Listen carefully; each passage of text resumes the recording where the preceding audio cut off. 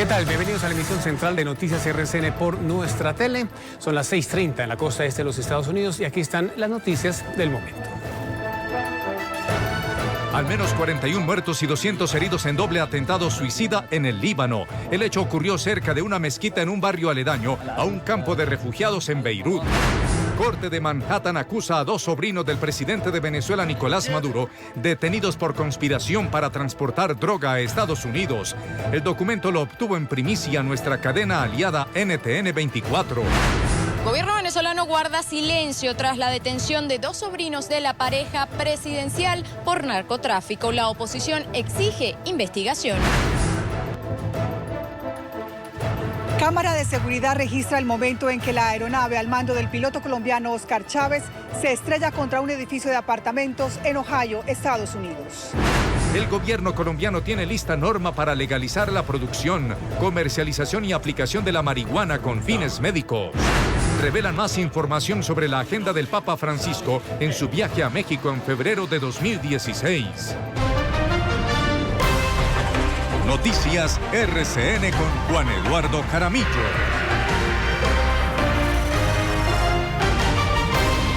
Comenzamos con una noticia trágica en Oriente. Al menos 41 muertos y 200 heridos deja hasta el momento un doble atentado suicida en Beirut, la capital del Líbano.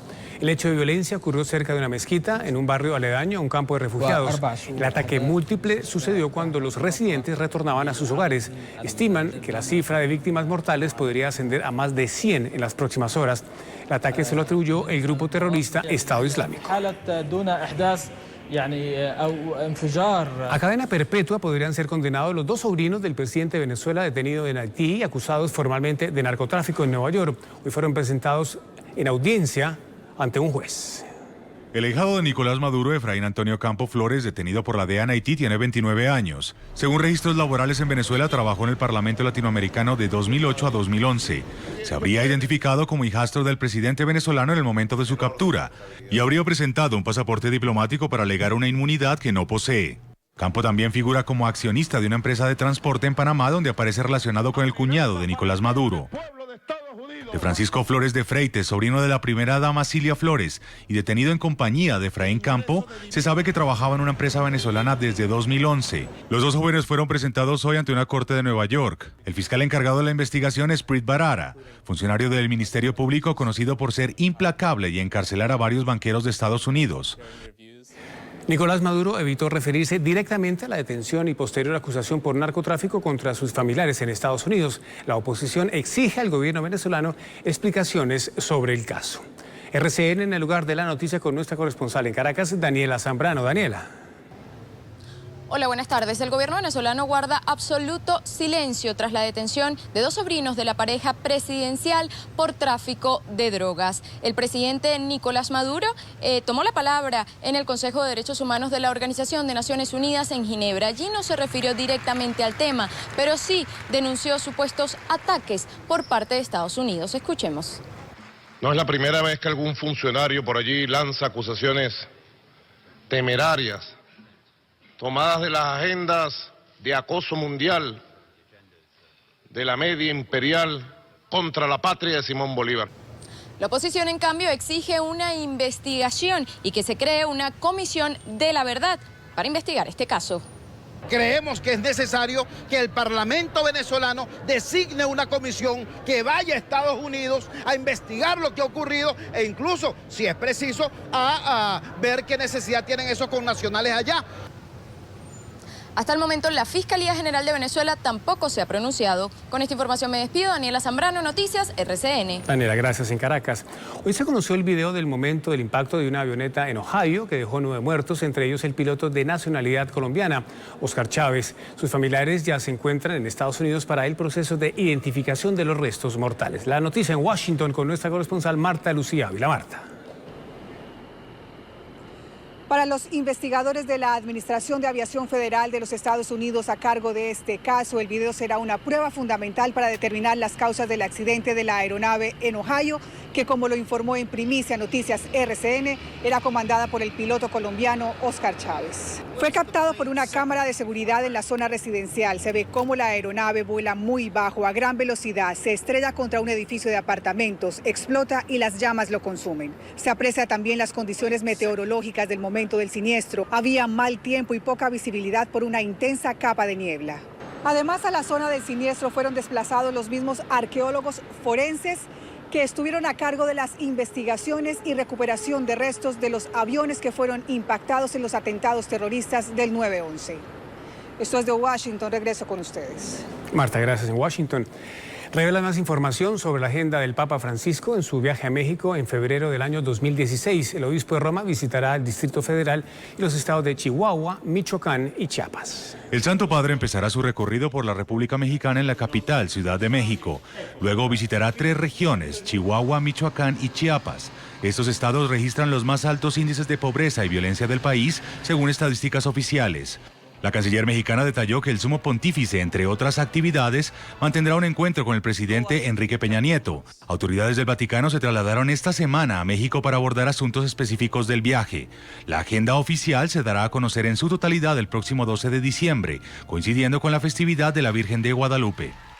Confirmada la primicia de Noticias RCN sobre la reglamentación del uso terapéutico de la marihuana, el gobierno tiene lista una norma para legalizar la producción, comercialización y aplicación de la sustancia con fines médicos. Aquí recordamos de qué se trataría. El proyecto de acuerdo que se publicó para consulta ciudadana pretende reglamentar la tenencia y cultivo de semillas y plantas de cannabis, regular la producción, fabricación, exportación, distribución, comercio, uso y tenencia de sus derivados destinados a fines estrictamente médicos y científicos. Ya el pasado 27 de octubre, en Noticias RCN, el ministro de Salud había anticipado sus alcances. Una forma de agroindustria que comercializa productos lícitos, por ejemplo, ungüentos, pomadas y aceites de marihuana, que son lícitos y muchos de ellos ya tienen registro sanitario, ya pueden tenerlo, que pueda hacer eso teniendo en cuenta que el insumo va a ser un producto ilícito. Hoy el ministro ratificó que es un proyecto de decreto que aún no tiene ni su firma ni la de los ministros de Agricultura y Justicia. Contempla que para cultivar el cannabis a pequeña escala se deberá tramitar ante el Consejo Nacional de Estupefacientes licencia de funcionamiento, fabricación, exportación e investigación y presentar un plan que contenga las cantidades de semilla a utilizar, plantas a cosechar, inversiones y el lugar de origen de la semilla. En la forma de bálsamos, de aceites, de ungüentos, de pomadas, ese tipo de actividades agroindustriales en las condiciones controladas que establece el decreto van a ser legales en nuestro país. Se trata de usos terapéuticos de la marihuana y en ningún caso legalización para fines recreativos. Y aquí en nuestra pantalla revisamos la situación de la lucha de las autoridades contra la marihuana en Colombia. Miren ustedes, en el año 2015 se han incautado 194.6 toneladas de esta sustancia, según los ministerios de Defensa y de Salud. Y miren ustedes, son 2 los departamentos con mayor producción de marihuana. Hablamos del departamento del Cauca y el departamento del Meta. Las siguientes ciudades, Medellín, Manizales, Armenia, Cali, son las ciudades con mayor consumo. Y finalmente, cifras recientes del Ministerio de Salud reportan que en Colombia hay 726.000 consumidores de marihuana. El anuncio de la posible legalización de la marihuana con fines terapéuticos ocurre justo cuando Colombia volvió a ser señalada como el primer país en producción de coca, según la revelación de Washington Post. La oposición atribuyó este incremento a la suspensión de las fumigaciones. Para el Centro Democrático, el incremento desmedido de los cultivos de coca en el país es consecuencia de la suspensión de la fumigación de cultivos con glifosato. Lo que ha sucedido ahora tiene que obligar a revisar nuevamente la estrategia y actuar conforme a lo que es el deber del país de combatir con toda severidad el problema de la droga. Para el Polo Democrático, esta situación nada tiene que ver con el proceso de paz ni con la prohibición del uso del glifosato. No el problema de que haya necesidad de más glifosato, lo que es necesario es más política agraria por parte de este gobierno, o mejor, una política agraria. Expertos advierten que más allá de las causas es altamente preocupante que Colombia, luego de varios años de lucha contra el narcotráfico, vuelva a ponerse en un deshonroso primer lugar en cultivos de coca. Y a propósito, es improbable que el glifosato sea cancerígeno, así lo afirmó hoy la Autoridad Europea de Seguridad Alimentaria. En un informe señaló que la sustancia no genera riesgo en humanos. En Colombia fue suspendido el uso de este herbicida contra los cultivos ilícitos. Tras las denuncias y cuestionamientos de los últimos días, la ONG Defendemos publicó en su página web un comunicado en el que tratan de explicar las motivaciones de la billonaria demanda hoy retirada en contra del sector azucarero colombiano y en nombre de los consumidores.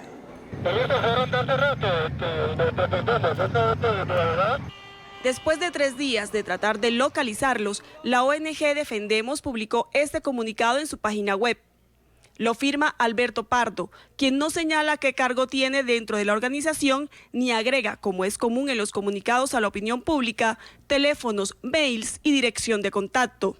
El comunicado resalta que Defendemos, Liga de Consumidores de Bogotá, surgió como una iniciativa pro consumidor, enfocada a prestar servicios de calidad y bajo precio para que los consumidores colombianos pudieran hacer efectivos sus derechos. Asegura que trabajan en beneficio de los consumidores y que han asesorado a un grupo de ellos. Pero si hoy un consumidor quiere contactarlos, mire con lo que se encuentra. La dirección de la página no coincide con la que actualmente tienen. En la actual dirección nadie contesta el llamado. Además, el teléfono que aparece en la página web, luego de 3 días, al parecer se encuentra desconectado. El documento también asegura que no tiene interés en el pago de honorarios, pero la demanda interpuesta tenía pretensiones por 11 billones de pesos, de los cuales el 10% estaba destinado a los honorarios del abogado. Recordemos que 1 billón de pesos no son ni el presupuesto anual de muchos municipios de Colombia. Enfatiza en que la ONG no tiene conocimiento que sus colaboradores hayan aprovechado información privilegiada de la entidad para la cual trabajaron, en este caso, la Superintendencia de Industria. Finalmente, el comunicado resalta que acompaña el clamor de varios medios de comunicación para que se aclare a fondo la existencia de cualquier proceder incorrecto. Pero este documento, sin teléfonos ni direcciones, parece ser el reflejo de lo que hasta el momento hemos encontrado. Nadie abre la puerta, nadie contesta el teléfono. Juana Barco, exfuncionaria de la Superintendencia de Industria y Comercio y posterior integrante de la ONG Defendemos, habló con Noticias RCN. Insiste en que no tuvo acceso a la información privilegiada pese a haber trabajado directamente con el ex superintendente José Miguel de la Calle cuando se adelantaron las investigaciones por cartelización. Juana Barco, quien hasta hace 4 meses hizo parte de Defendemos, también fue funcionaria de la Superintendencia de Industria y Comercio durante el periodo de José Miguel de la Calle. Trabajaba para el despacho, no con cargo de asesor, sino a cargo de hacer las presentaciones y los discursos del ex superintendente. Si bien, digamos, yo he tenido vínculos con la Liga porque conozco a la gente, pues digamos que está detrás de la iniciativa y a sus fundadores, específicamente a algunos de ellos, yo hasta 2015 empecé a trabajar directamente con Defendemos. Barco aseguró que si bien estuvo en Defendemos mientras se elaboraba la acción de grupo por 11 billones de pesos contra los ingenios, manifestó que no conoció el detalle del proceso. Sí, la demanda se empezó a trabajar cuando salió la resolución de la superintendencia. Ahí hay importante decir una cosa, y es que en Defendemos yo era vocera y gerente administrativa. Yo no manejaba las demandas, ni las escribí, ni trabajé en su redacción. Entonces no te sabría decir exactamente desde qué fecha empezó el tema de la demanda Defendemos, pero sí sé que fue posterior a la resolución de la superintendencia. Un dato que ha llamado la atención es que la billonaria acción de grupo se presentó antes de que saliera la sanción de la Superintendencia de Industria y Comercio, a lo que Barco respondió. La razón por la que se ponen las demandas antes de la sanción es porque en muchos casos la superintendencia se demora mucho para la sanción y esas acciones prescriben en 2 años. La exfuncionaria de la Superintendencia de Industria y Comercio y de Defendemos aseguró que la agrupación fue creada por 25 personas, entre ellas Alberto Pardo, quien hoy firma el comunicado emitido por la ONG.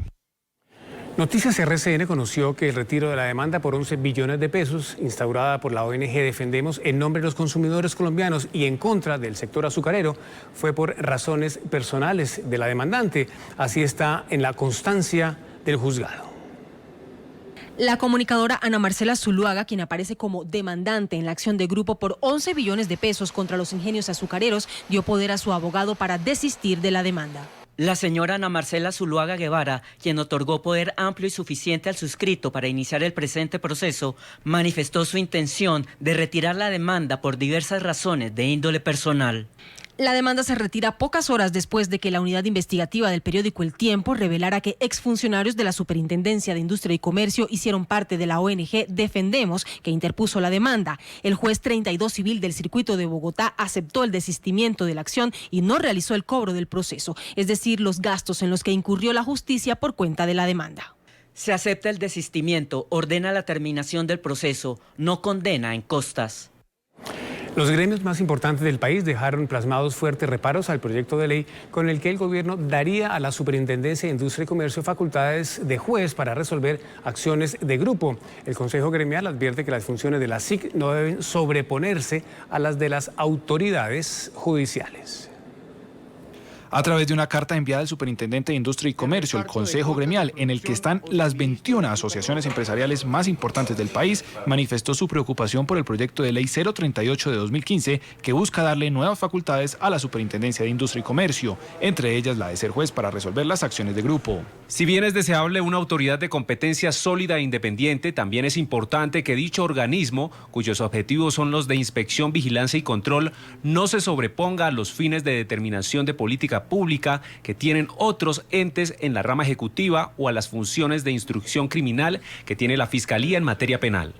También por medio de una carta a un grupo de senadores, el Consejo Gremial le expresó al Congreso de la República que la modificación al régimen de competencia podría afectar a varios sectores de la economía, por lo que piden que se mire cuidadosamente lo que se está proponiendo en el proyecto de ley.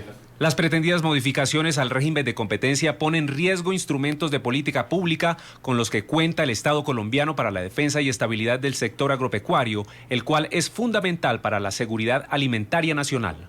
Los gremios solicitaron que con esta reforma la Superintendencia de Industria y Comercio no termine absorbiendo funciones de otras entidades como la Superintendencia Financiera u otras autoridades judiciales. Un escritor mexicano fue galardonado con el Premio Cervantes 2015, máximo honor de las letras en español. Se trata de Fernando del Paso, autor de reconocidas obras como Palinuro de México y Noticias del Imperio.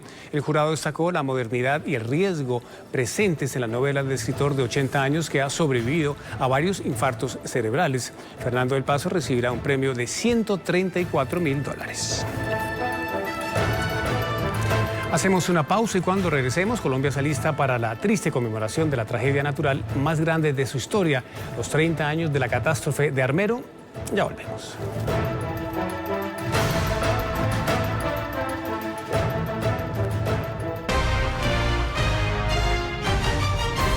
Mañana se cumplirán 30 años de la catástrofe de Armero tras la erupción del volcán Nevado del Ruiz. Especial periodístico de Noticias RCN. El Papa Juan Pablo II visitó la población arrodillado frente a la cruz gigante que fue levantada en honor a las 25.000 víctimas. Declaró la zona como Camposanto. Un testigo silencioso persiste en el tiempo en lo que una vez fue Armero, la cruz que se levantó en medio del lodo y ante la cual se arrodilló el recordado Juan Pablo II 7 meses después de la tragedia. Entonces el Papa aterrizó ahí, y entonces la gente estaba por la valla alrededor así, encordonado con las vallas. Y él vino y se arrodilló ahí, rezó un rato. Esta cruz simboliza la esperanza para los sobrevivientes y el recuerdo de quienes se fueron. Por eso hoy, a su alrededor hay 25.000 piedras que representan a las víctimas. La plataforma sobre la cual se levanta la cruz la he convertido en una instalación permanente con las 25.000 piedras de Armero en memorial a las víctimas de Armero. En todos estos años, el lodo que cayó sobre Armero se convirtió en una nueva capa de tierra. Los árboles crecieron y las piedras del volcán Arenas quedaron ocultas. Este escultor armerita las descubrió en aquellos lugares donde antes había casas y calles de la próspera ciudad blanca, piedras que trajeron dolor y muerte y fueron transformadas además en la imagen de un hombre célebre. La escultura es una imagen de Juan Pablo II cuando estuvo aquí frente a esta cruz orando de rodillas y se está convirtiendo las mismas piedras de Armero en esa figura, en ese personaje, en ese ser espiritual. A quienes caminan sobre ellas, estas piedras les transmiten sentimientos encontrados. Sentí un regocijo, sentí más bien deseos de llorar. Sentí algo que todavía me está palpitando, siento como una mariposa.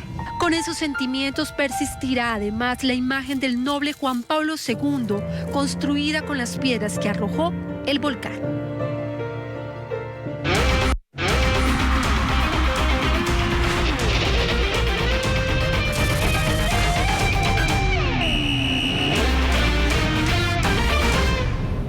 Hola, ¿qué tal? Generamos la información deportiva.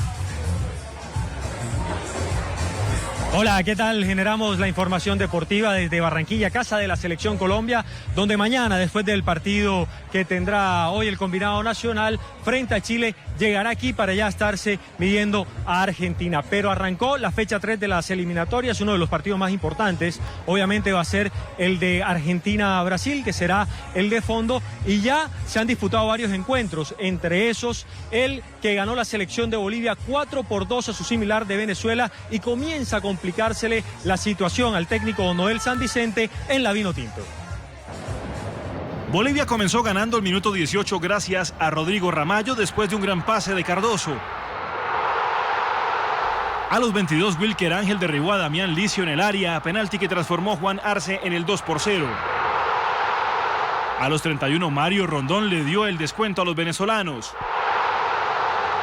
A los 45, Rodrigo Ramallo marcó el tercero para los bolivianos de cabeza, después del buen centro de Alejandro Chumacero. El segundo tiempo comenzó con otra celebración local a través de Rudy Cardoso. Era el 4-1 y la felicidad en el Estadio de La Paz.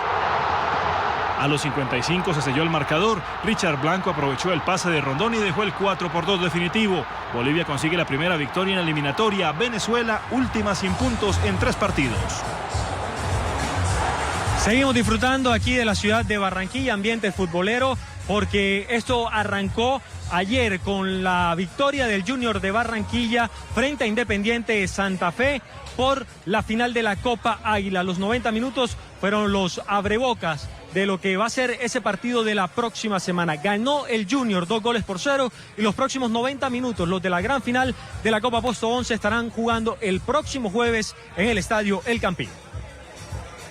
Junior pegó primero y se quedó con los 90 minutos iniciales en la Copa Águila. Gloria a Dios, pude entrar en un buen momento, creo que ayudar al equipo, un gol muy bonito en lo personal y creo que más ayudó bastante al equipo en la situación que está el partido. El tiburón le mostró los dientes al león y nadó profundo en las aguas del Metropolitano. Sabemos que todavía quedan 90, 95 minutos en los cuales tenemos que darla toda también. A Santa Fe le pasó factura el clima y el ritmo acelerado que por momentos imprimió el Junior. La cancha, el clima un poco desgastado, nos meten el segundo, pero yo creo que el balance es positivo. Ya toca jugar en nuestra casa, que somos muy fuertes. Ahora en casa, el Cardenal buscará una remontada de altura. Ahora tratar de darlo todo y luchar, que todavía la serie está abierta. El próximo jueves se jugará el segundo tiempo de la gran final de la Copa Águila. Bueno, gran victoria del Junior de Barranquilla, que ahora tendrá que ratificarlo en Bogotá para quedarse por primera vez con el título. Nosotros seguimos aquí disfrutando de lo que es el partido de la Selección Colombia de la amarilla, porque ya lo decimos, el clásico será en la fecha número 4 frente a Argentina. Ya han calentado motores. Colombia va a estar llegando mañana alrededor de las 7 de la mañana a su casa, aquí a la hermosa ciudad de Barranquilla, que lo estará esperando para recibir a la selección con los brazos abiertos y seguramente para ganarle, como espera toda la afición currambera, a su similar de Argentina. Esa es toda la información por el momento. Así despedimos los deportes desde la casa de la Selección Colombia. Chao. Carlos, gracias. Nos vamos. Hasta aquí la emisión central de Noticias RCN por nuestra tele. Una feliz noche para todos. Un abrazo. Ya nos vemos.